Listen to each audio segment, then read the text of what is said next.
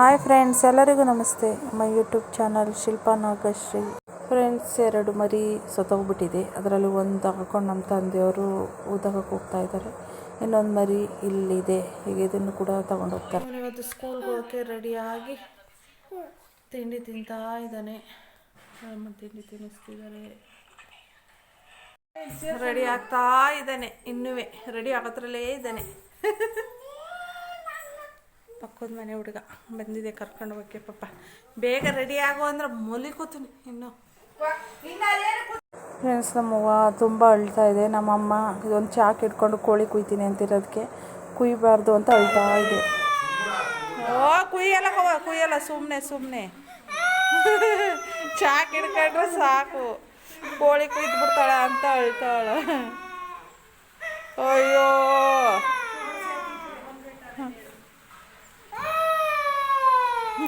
ಇಲ್ಲ ಬೆಳಿಗ್ಗೆ ತಿಂಡಿ ತಿಂತಾ ಇದ್ದೀವಿ. ಎಲ್ಲರೂ ಕೂತ್ಕೊಂಡು ಸ್ಕೂಲ್ಗೆ ಹೋದೆ.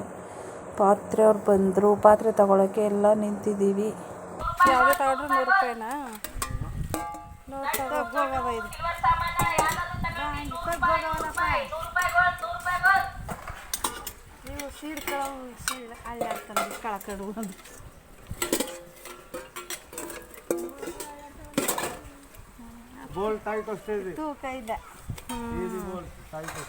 ಈಗ ಬಾಣಲಿ ತಗೋಬೇಕಾ?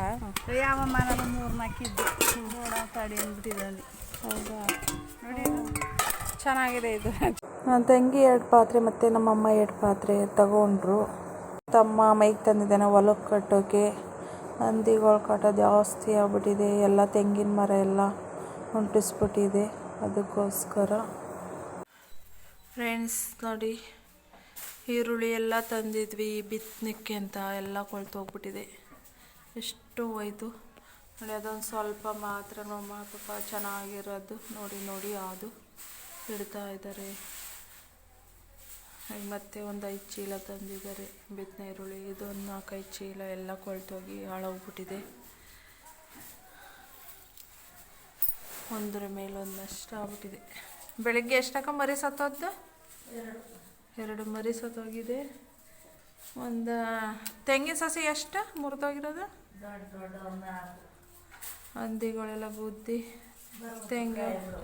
ಇನ್ನು 1 ವರ್ಷಕ್ಕೇನೆ ಕಾಯಿ ಬಿಡೋ ದೊಡ್ಡ ಉದ್ದನ್ನೇ ಹಂದಿಗಳು ಗುದ್ದಿ ಮುರಿದಾಕ್ಬಿಟ್ಟಿವೆ ತೆಂಗಿನ ಸಸಿಗಳನ್ನ. ಮತ್ತು ಭತ್ತ ಎಲ್ಲ ಹಾಸ್ಕೊಬಿಟ್ಟಿದೆ ಅಂತೆ. ನಮ್ಮ ತಂದೆಯವ್ರಿಗೆ ಅದೇ ಯೋಚನೆ ಆಗಿ ಹೋದ್ರು. ಆಡ್ಬಿಟ್ಕೊಂಡು ಫ್ರೆಂಡ್ಸ್, ಇದು ಜೋಳದ ಸಂಡು ಇವೆಲ್ಲ ನೀರು ಕಾಯ್ಸೋಕ್ಕಾಗುತ್ತೆ ಅಂತ ತಂದು ತುಂಬಿಟ್ಕೊಂಡಿದ್ದೀವಿ. ಒಣಮೆಣ್ಸಿಕಾಯಿ ಸ್ವಲ್ಪ ಬಿಸಿಲಿರೋದಕ್ಕೆ ಇವತ್ತೆಲ್ಲ ಒಣಮೆಣ್ಸಿಕಾಯಿ ಒಣಗಾಕೊಂಡಿದ್ದೀವಿ. ನೆನ್ನೆ ಒಣಗಾಕಿದ್ವಿ ನೈಟು, ಮತ್ತೆ ಮಳೆ ಬಂದೆಲ್ಲ ಒದ್ದೆ ಆಗಿದೆ. ಅಲ್ಲೊಂದು ಸ್ವಲ್ಪ ಮೆಣ್ಸಿಕಾಯಿ ಹಾಕಿದ್ದೀವಿ. ಇವತ್ತು ಬಟ್ಟೆಗಳೆಲ್ಲ ಪಕ್ಕದ ಮನೆಯವರು ಹಾಕ್ಬಿಟ್ಟಿದ್ದಾರೆ.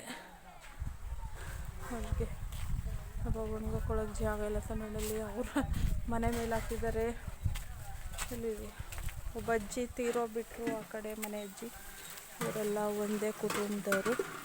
ಅವರಿಗೆಲ್ಲ ಸೂಟಿಗೆ ಆಗಿದೆ. ಅದಕ್ಕೆಲ್ಲ ಮನೆಯೆಲ್ಲ ಕ್ಲೀನ್ ಮಾಡಿಕೊಂಡು ಬಟ್ಟೆ ಎಲ್ಲ ಹೋಗ್ತಾ ಇದ್ದಾರೆ.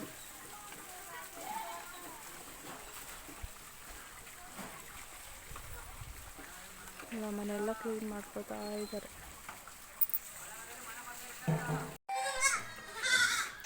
ಇಲ್ಲೊಂದು ಹಾಲು ಸೊಪ್ಪು ಕಟ್ತಾ ಇದ್ವಿ. ಇವತ್ತು ಕಟ್ಟಿಲ್ಲ, ಖಾಲಿ ಆಯಿತು. ನನ್ನ ತಮ್ಮ ಎಲ್ಲ ಬಿಚ್ಚಿಟ್ಬಿಟ್ಟು ಈಗ ನೋಡಿ ಅಲ್ಲಿ ನೋಡಿ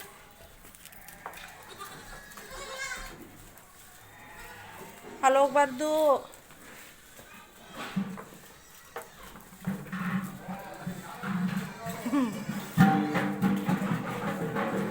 ಗೆಸ್ಟ್ ಬಂದಿದ್ರು ಲಗ್ನ ಪತ್ರ ಕೂಡ.